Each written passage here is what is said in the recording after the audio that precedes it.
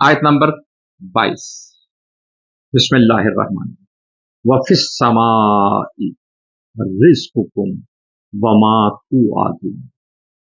अब ये भी तसलसल आयात निशानियों के एतबार से क्या है, वफिस समाई, और आसमान में भी वो निशानियां मौजूद,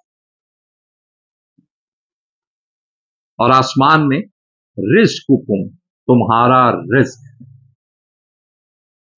और आसमान में तुम्हारा रिज्क है, वा और मा जो तुआदून, तुमसे वादा किया जाता।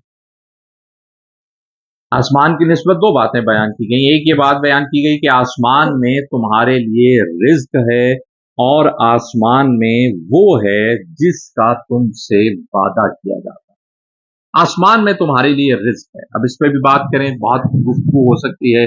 मुख्तसर बात जो है वो, पानी की सूरत में जो सबसे बड़ा रिज्क अल्लाह की तरफ से अता होता है, जिससे बाकी भी सारी हमारी जिंदगी, हयात, दूसरे रिज्क जुड़े हुए हैं, वाबस्ता हैं किसी न किसी एतबार से। कहा आसमान में तुम्हारे लिए रिज्क है, और वो चीज है जिसका तुमसे वादा किया जाता है। अब इस सूरत के एतबार से देखा जाए तो फिर इस सूरह में बार बार किस बात का तज़किरा है, किस बात के वादे का तज़किरा है? यौम जजा, सजा के वकूफ पजीर। एक दिन ऐसा आएगा कि जब अल्लाह अदालत कायम करेगा, फैसले करेगा, जो सही रास्ते पर चले उन्हें इनाम मिलेगा, जो रास्ते से भटक गए, गुमराही का शिकार हुए, उन्हें अल्लाह सजा दे। तो कहा आसमान में वो भी मौजूद है जिसका तुमसे वादा किया जाता है। अल्लाह अकबर कबीर।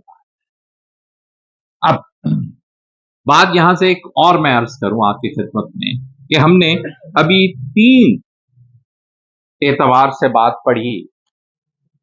जमीन,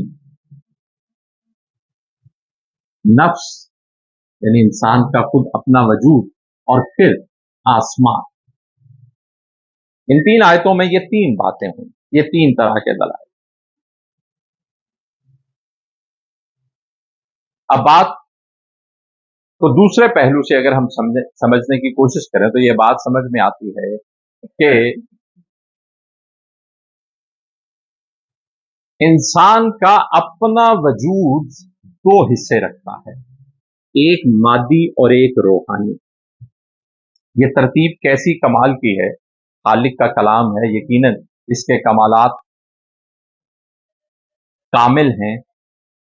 के दरमियान में तज़किरा है नफ्स का, इंसान के वजूद का। इंसान का एक हिस्सा मादियत है, मिट्टी है, जिसका ताल्लुक जमीन से है। दूसरा हिस्सा इसका रूहानी, रूह जो है वो आसमान से मुतल्लिक है, दूसरा हिस्सा आसमान से। तो गुफ्तगू इस एतबार से है कि इंसान का जिस्म का तज़किरा दरमियान में रखा गया, एक पहलू जमीन से जुड़ा है, एक पहलू आसमान से जुड़ा है, और निशानियां जमीन में भी हैं, निशानियां इंसान के नफ्स में भी हैं, निशानियां आसमान में भी हैं।